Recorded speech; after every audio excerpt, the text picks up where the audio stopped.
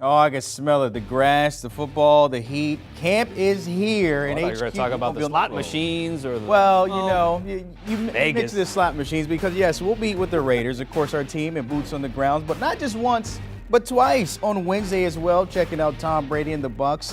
And then you see it there. You might want to circle August 1st, hanging out with the champs and the Rams, and then August 4th, doing double duty or maybe quadruple duty. Ravens, Bengals, Chiefs, and Colts to wrap up those camp trips. It's time. Somebody that knows a thing or two about camps, Ryan Harris, checking in this HQAM right here. And summertime is over for everybody, Ryan. It's back to football, but before we get there, training camp up and running. Give us a sense of what it's like that first week this time of year.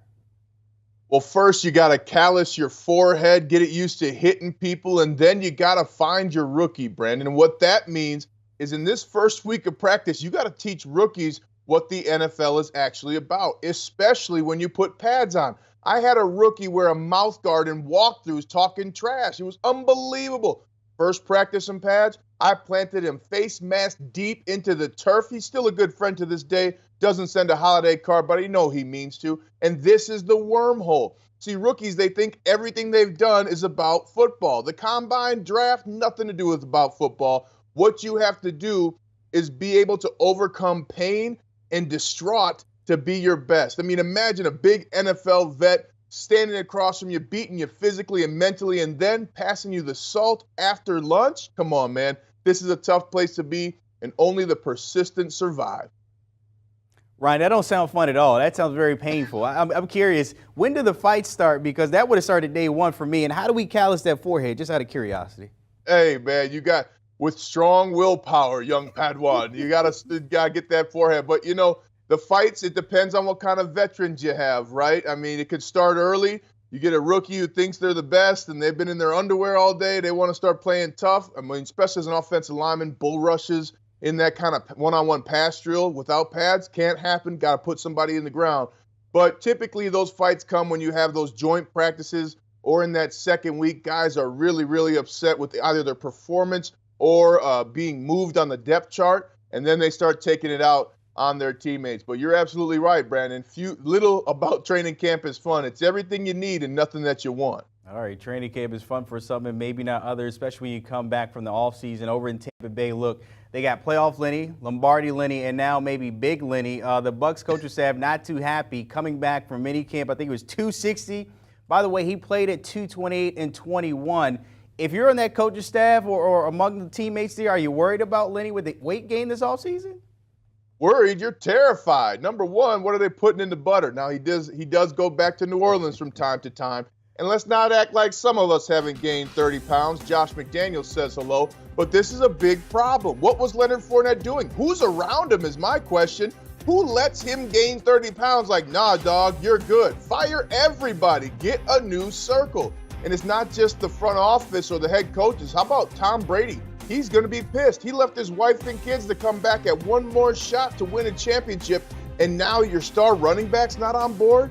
This is bad, and I know, too, this is also an opportunity for backup running backs Keyshawn Vaughn and Giovanni Bernard.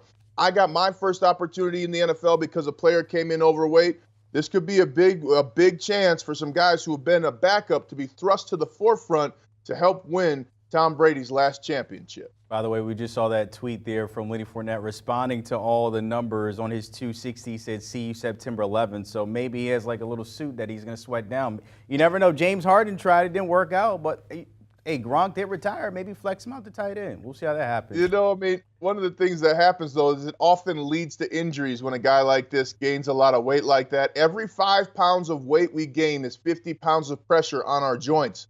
That's a whole lot of pressure that Leonard Fournette just put on those knees. Big body bends, that's what you call that there. All right, let's look at some of those camp battles. Started at the quarterback position with Pittsburgh. Kenny Pickett, the rookie, coming in, and then Mitchell Trubisky coming in on that one-year deal with the Steelers. Maybe that veteran leadership. How might this shake out between the two? Well, who will fill the shoes of Hall of Famer Ben Roethlisberger? And I know from playing for Mike Tomlin, the best player will play. Has Trubisky learned from his internship with the Bills last year? He says he's the most confident he's ever been. And can Kenny Pickett earn the respect of his teammates and make the media forget about his small hands? This is going to be a fascinating camp battle, one that has AFC playoff implications.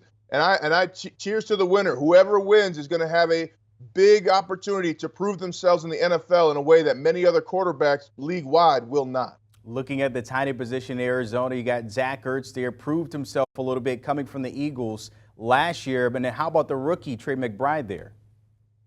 Well, this is a competition where no one loses. I mean, you got the Super Bowl champion and veteran in Zach Ertz, had a little bit of injury issues in the past, but this is a guy ready to make a statement and ready to win again. And then Trey McBride, I had him as the best tight end in the NFL draft. Something like over 70% of his catches went for first downs in his college career, not just a year.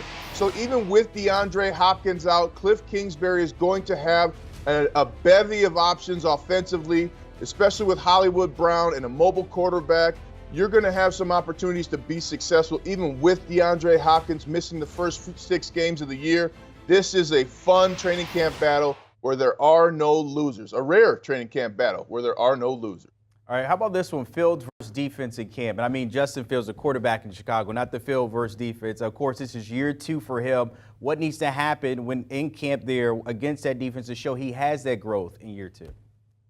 Well, Justin has to speed up his decision-making and his arm accuracy. And one thing he can do is just get that ball off, get around that 2.75 second mark per throw. To give you an example, Tom Brady was at 2.32 seconds last year throwing the ball, so he's got to diagnose it. And listen, the field moves fast for every single rookie, but you have to be able to make sure, if you're Justin Fields, that you've made dramatic improvement in your diagnosis of defenses and your ability to get the ball off. If week 2 of the Chicago Bears training camp does not involve incredible stories of the growth by Justin Fields, the Bears season just might be over before it begins. All right, Ryan Harris, appreciate your time as always. Real quickly, though, is that Vaseline and cocoa butter that counts that forehead real quickly for us? Nah, man, you just got you try. I mean, you try juices and berries, you try everything you can, but it's like the aliens are trying to suck out your brain. It's just like woo woo woo, and then about day 4 it goes away. So you're fine, right? You're fine. Still, it sounds like so much fun. Appreciate it as always, Ryan Harris. All things covers, the guys always breaking it down for us. Ryan is another one for us as always. But hey, Patrick Peterson and Brian McFadden, the fellas are back at it. Download and follow, give them a follow as we get around to these training camps, always dropping that knowledge. Do you want a sports network that delivers everything that matters about the game? The highlights, the picks, the instant analysis, no yelling, no fake debates, no politics. Hit the subscribe button and never miss a moment.